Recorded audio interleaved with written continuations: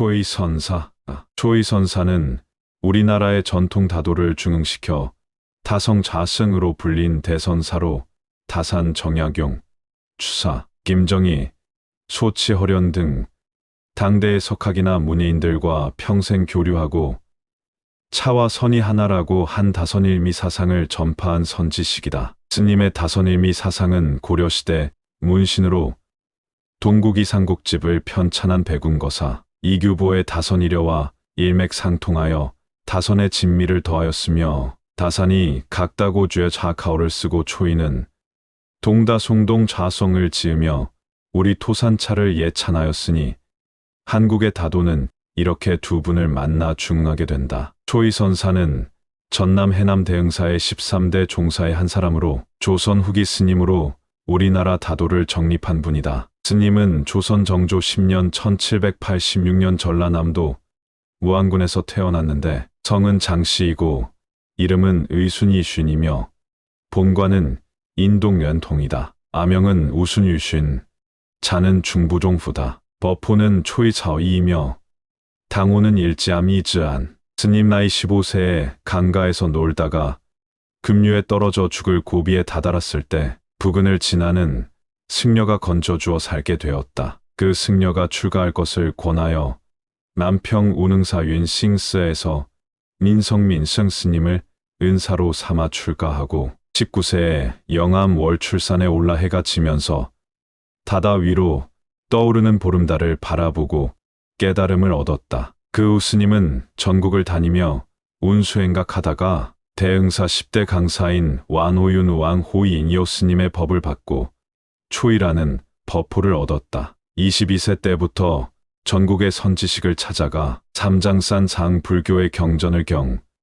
율, 론으로 나누어 분류한 것을 배워서 통달하였다. 스님은 전라도에 거주하던 많은 분들과 교류하였지만 특히 추사와 함께 강진에서 유배 생활을 하던 24살 연배의 다산을 스승처럼 섬기면서 유학의 경서를 읽고 실학정신을 계승하였으며 시부스후를 익히기도 하였다. 다산 정약용과의 교류는 매우 특별하다. 정약용은 사형제 모두 천주교 신자로 박해와 탄압을 받았으며 정약용의 형 정약전은 흑산도로 유배를 당해 그곳에서 순교했다. 스님과 동갑으로 승속, 유교와 불교의 경계를 넘어 누구보다도 친밀한 정을 나누었던 김정희와의 사귐에서도 학문과 예술, 차의 향기가 함께했음은 물론이다. 초의선사는 귀양살이하는 김정희를 만나러 제주도를 다녀오기도 했을 만큼 서로 터놓고 도탑게 지냈다. 추사가 말년에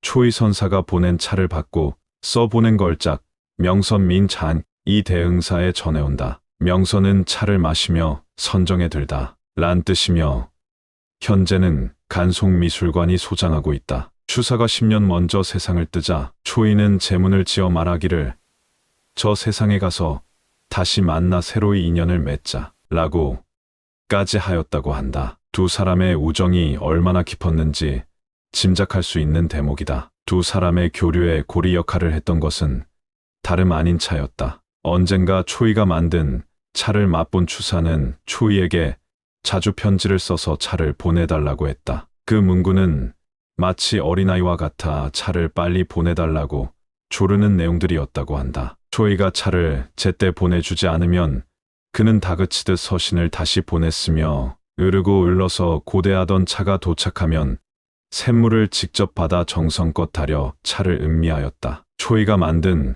고구차를 추사는 특히 좋아하여 천하제일의 차라고 칭찬을 아끼지 않았다. 추사 또한 차에 관한 많은 글을 짓고 수백에 달하는 호를 지었다. 스님은 한국의 달해인을 거론할 때 가장 많이 꼽히는 인물 가운데 하나이며 1828년 지리산 칠부람에 머물면서 지은 차서 자수인 다신전과 동다송을 저술하기도 하였다. 내용은 차십따기, 차 만들기, 차의 식별법, 차의 보관, 물을 끓이는 법, 차를 끓이는 법, 차를 마시는 법, 차의 향기, 차의 색 등 20여 가지 목차로 상세하게 다룬 책으로 차의 고전으로 여겨진다. 초의선사는 불문에 몸담고 있었으나 그 테두리에 그치지 않고 유학, 도교 등 당대의 여러 지식을 섭렵하며 다산 정약용이나 추사, 김정희, 자아 신의 같은 학자나 사대부들과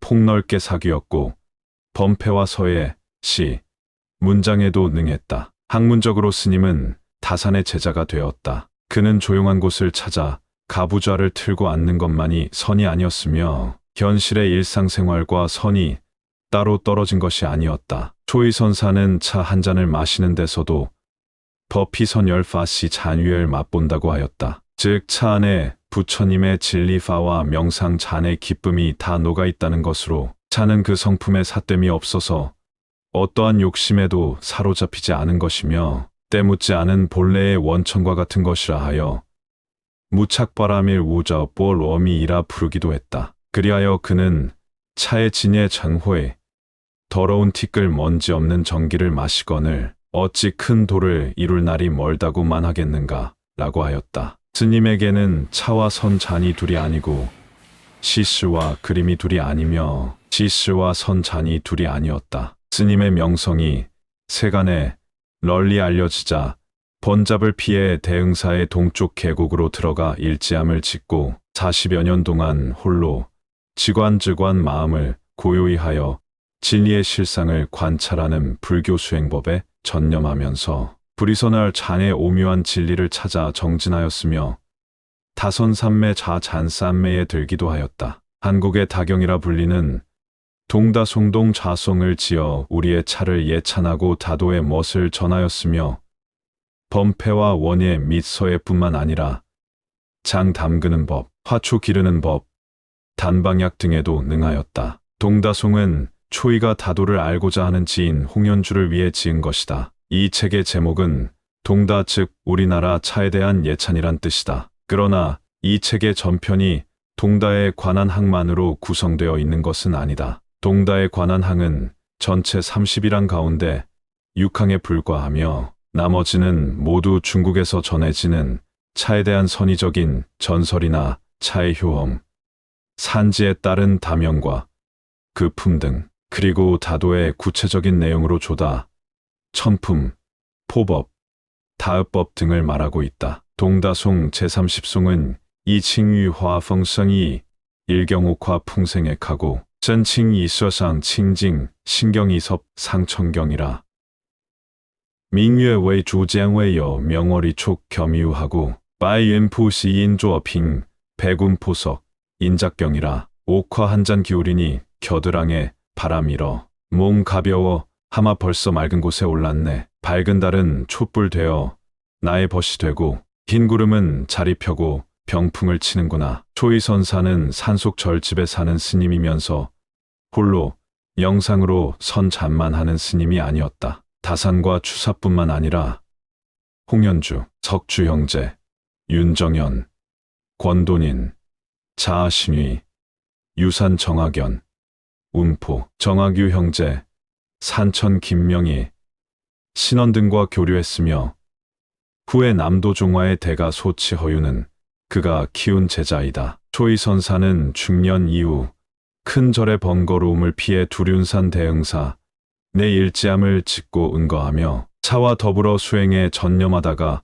서쪽을 향해 가부좌하고 세수 81세로 입적했다. 범락 65세. 스님은 대흥사의 종사로 지금도 해남 대흥사에는 부도탑과 관련 유물이 많이 남아있다. 스님은 실사구시를 표방한 정약용의 영향과 김정희와의 교유자여에서 얻은 힘으로 평범한 일생을 통하여 선장과 교자의 한쪽에 치우침이 없이 수도하고 중생을 제도하였다.